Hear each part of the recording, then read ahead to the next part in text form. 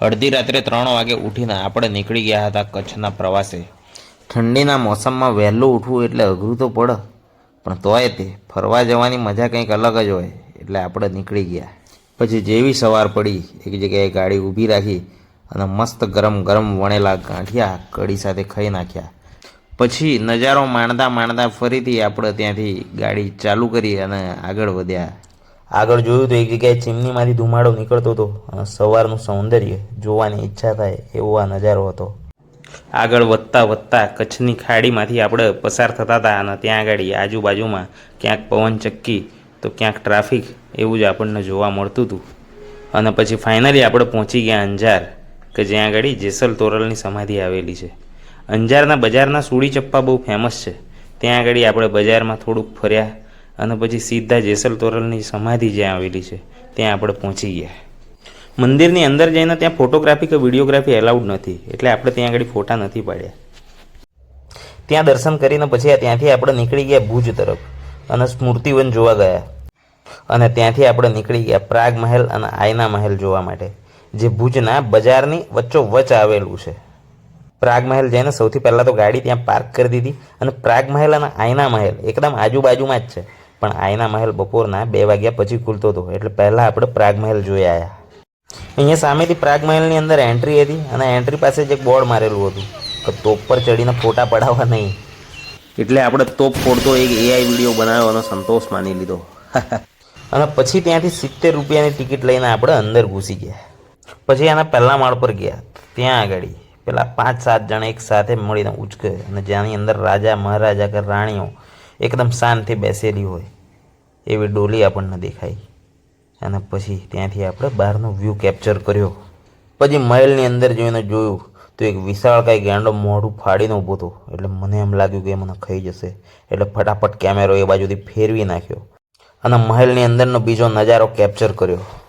પછી એક જગ્યાએ દિવાલ પર કરેલું કોતરણી કામ અમદાવાદની સીધી સૈયદની જાળીને પણ ભૂલાઈ દે એવું હતું અને બહુ ધ્યાનથી જોયું। પછી ખબર પડી કે ત્યાં આગળ એક સીતાફળ લટકાયેલું છે, પણ મારે એને ખાવું નહોતું, એટલે હું ત્યાંથી આગળ જતો રહ્યો અને છત્તરડી નામની એક જગ્યા આવેલી છે ત્યાં પહોંચી ગયો અને ત્યાંના ગાર્ડનમાં બેઠા અને બેઠો બેઠો સીતાફળની જગ્યાએ જમરૂખ ખાવા લાગ્યો। જમરૂખ ખાઈને પછી હું ધરાઈ ગયો, એટલે પછી મસ્ત સૂઈ ગયો। છત્તરડી એક ઐતિહાસિક જગ્યા છે, પરંતુ 2001માં જે તીવ્ર ભૂકંપ આવ્યો ત્યારે અહીંયાનું ઘણું ખરું બાંધકામ તૂટી ગયું અને પછી એ સ્થળના અમુક અવશેષો જ બચ્યા, પણ છતાં બી એ એકદમ જોવાલાયક સ્થળ છે।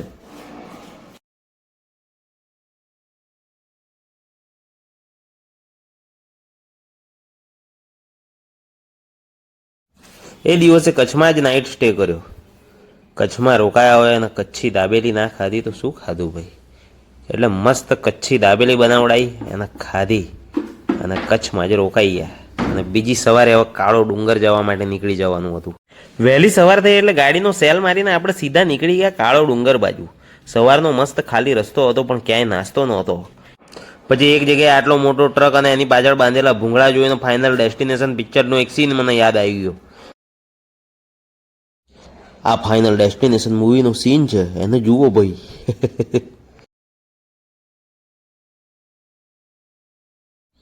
એ જોઈને ફટાફટ એ ટ્રકને મેં ઓવરટેક કરી લીધી અને મારી ગાડી ત્યાંથી આગળ ભગાવી લીધી। ત્યાંથી આગળ વધ્યા તો આપણને નાના નાના ભૂંગા જેવી પ્રતિકૃતિ દેખાઈ, એ જોઈને બહુ આનંદ થયો। એક મસ્ત જગ્યાએ એક નાનકડું તળાવ જેવું દેખાયું અને ત્યાં ઊભા રહ્યા, કેમ કે ત્યાં અલગ જ પ્રકારના પક્ષી આપણને દેખાઈ આવ્યા। નળ સરોવર તો નથી ગયા, પણ આ સરોવરે પહોંચી ગયા આપણે અને ત્યાં 1-2 પક્ષીઓ બેઠા હતા જે તમને આમાં દેખાવાના નથી।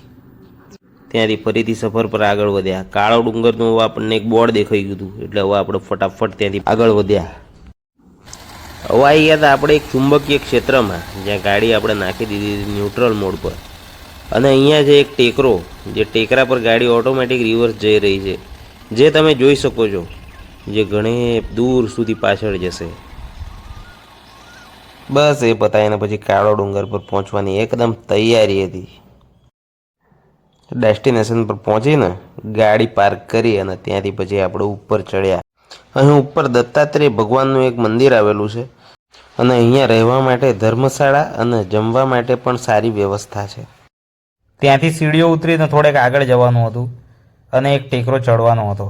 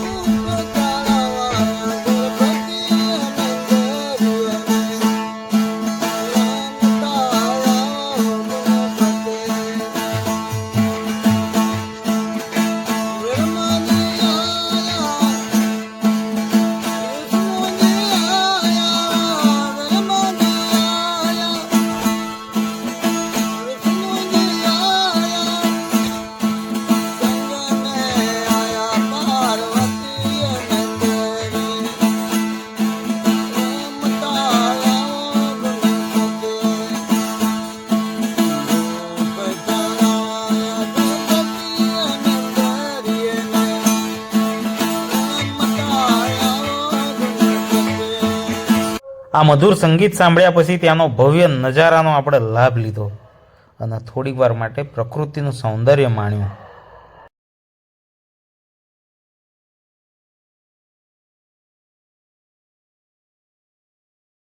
હજુ આપણે ધોળાવીરા પણ જવાનું હતું એટલે વહેલી તકે ત્યાંથી પરત નીકળ્યા અને નાસ્તામાં ગરમ ગરમ મેગી આપણે ઠૂંસી લીધી.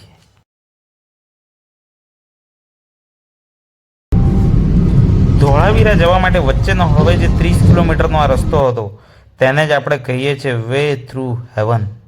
અહીંયા બંને સાઈડ પાણી છે અને વચ્ચે રસ્તો. આ નજારો ના જોયો તો શું જોયું ભાઈ. હેળો ત્યારે આગળ જુઓ.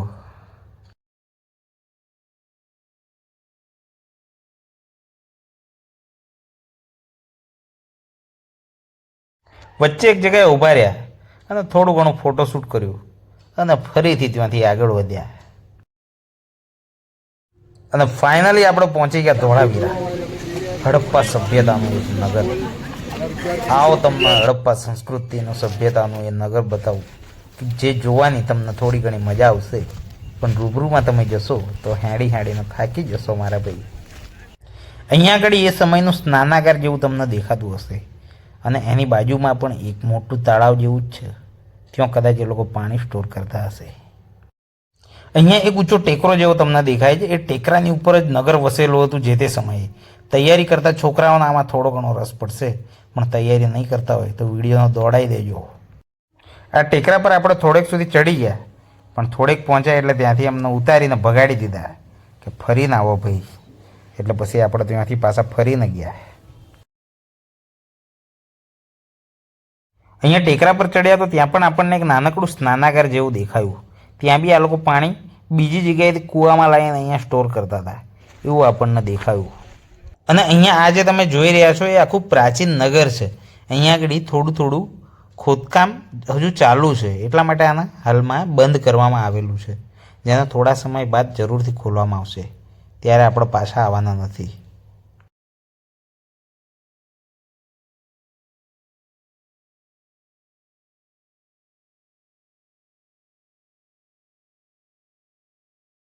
હવે ત્યાં ધોળાવીરામાં જ એક સંગ્રહાલય આવેલું છે જ્યાં ખોદકામ કરતાં કોઈ કિંમતી વસ્તુઓ, ધાતુઓ, ઓજારો મળી આવ્યા હોય તો એને અહીં સ્ટોર કરવામાં આવેલા છે.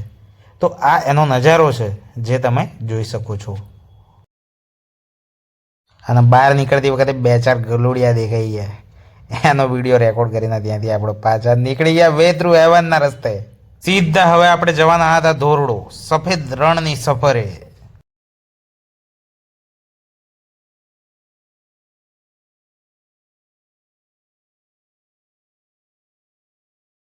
ધોરડો પહોંચ્યા તો ત્યાં ગાડી એક જગ્યાએ પાર્ક કરાવડાવી દીધી અને બધાએ સરકારી બસમાં ફરજિયાતપણે બેસીને જવાનું હતું, જેમાં પર પર્સન ટિકિટ હતી 70 રૂપિયા.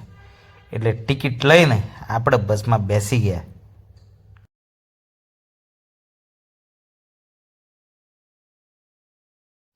સફેદ રણ હજુ એટલું બધું બન્યું નહોતું, પણ છતાં પણ પાણી સુકાઈને મોટા ભાગનું તો બની જ ચૂક્યું હતું. તો એ તરફ આપણે આગળ વધ્યા.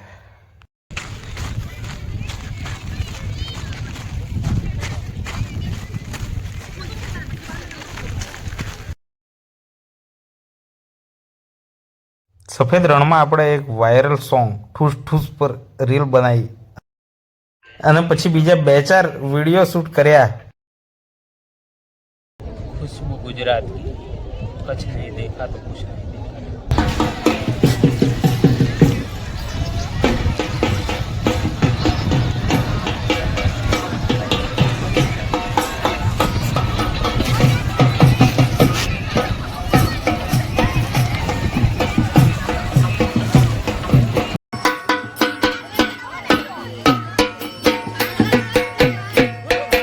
ટાઈમ લેપ્સમાં સનસેટનો સીન શૂટ કર્યો.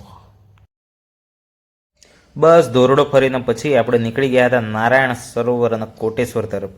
પછી આપણે વચ્ચે દયાપર કરીને એક ગામ આવે છે, ત્યાં આગળ નાઇટ હોલ્ડ કર્યો અને વહેલી સવારે પાણી પીને પછી નીકળી ગયા આપણે નારાયણ સરોવર તરફ.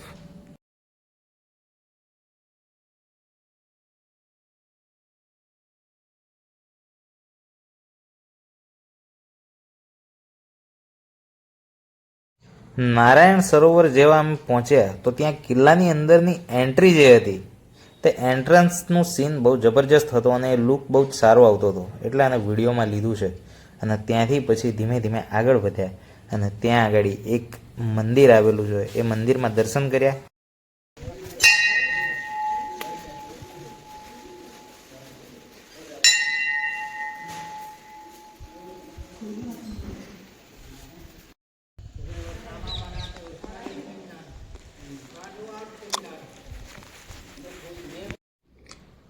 અહીંથી આ પ્રમાણે કંઈક નારાયણ સરોવરનો વ્યૂ આવે છે.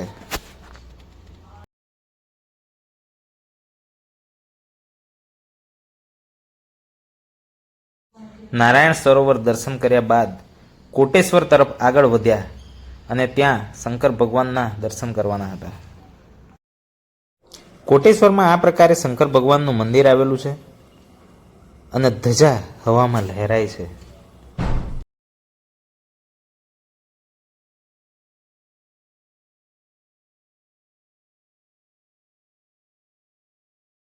અને દર્શન કર્યા બાદ આપણે આગળ વધ્યા અને અહીંયા જમરૂખનું બહુ ચલણ છે ભાઈ, એટલે આપણે ફરીથી જમરૂખ ખાઈ નાખ્યું, એ જ આપણો નાસ્તો. અને પછી ત્યાંથી આપણે આગળ વધ્યા માતાના મઢ તરફ, માતાજીના દર્શન કરવા માટે. અને રસ્તે આપણને પાનંદ્રો મળ્યું. પાનંદ્રોમાંથી લિગ્નાઇટ કોલસો મળી આવેલો છે. એ તૈયારી કરતા છોકરાઓ માટે બહુ અગત્યનો વિષય છે ભાઈ. અને ફરીથી ગાડી ત્યાંથી મુકાવી દીધી અને આગળ નીકળી ગયા. માતાનો મઢ પહોંચ્યા બાદ ત્યાં આશાપુરા માતાના દર્શન કર્યા, બપોરનો મહાપ્રસાદ લીધો. માતાના મઢથી સીધા માંડવી તરફ વિજય વિલાસ પેલેસ જવા માટે નીકળી ગયા. વિજય વિલાસ પેલેસમાં 70 રૂપિયાની એન્ટ્રી ટિકિટ લઈને ત્યાંથી આપણે અંદર ગયા.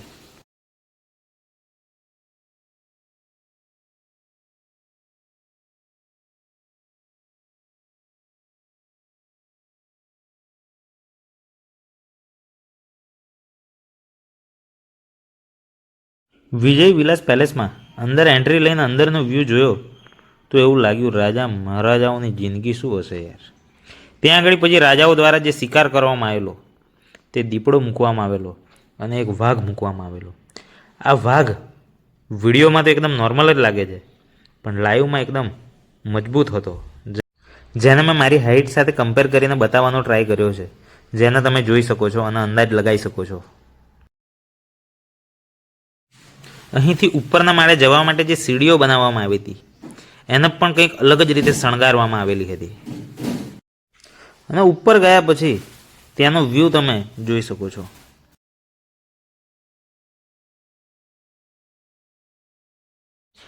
અને હજુ ત્યાંથી પણ ઉપર જવા માટે આ રાઉન્ડ સીડીઓ બનાવેલી હતી, ત્યાંથી આપણે ઉપર જવાનું હતું. ઉપર ગયા પછી ત્યાંનો વ્યૂ જોયો, ત્યાં આગળ થોડા ઘણા ફોટોગ્રાફ્સ લીધા અને પછી ત્યાંથી નીચે ઉતરી ગયા. નીચે ઉતરતા ઉતરતા જોયું તો ત્યાં આગળ એસટી બસમાં નીચે જે પતરા લગાવેલા હોય એ પતરા આપણને સીડીઓમાં દેખાઈ ગયા, પણ કંઈ નહીં, બહુ ચર્ચા નહીં કરવાની. પછી ત્યાંથી પાછા નીચે ઉતરવા માંડ્યા.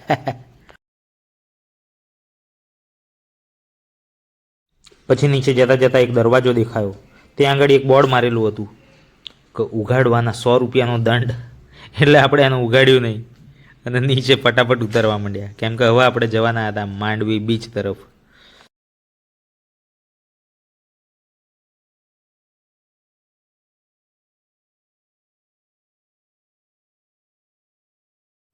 માંડવી બીચ પહોંચ્યા અને ત્યાં પાણીમાં થોડો આનંદ કર્યો.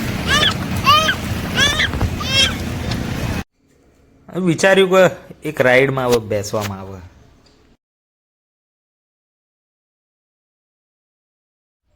ત્યાં રાઈડનો આનંદ લીધો અને બસ હવે આપણું આ છેલ્લું સ્થળ હતું. પછી આપણે સીધું નીકળી જવાનું હતું ઘર તરફ.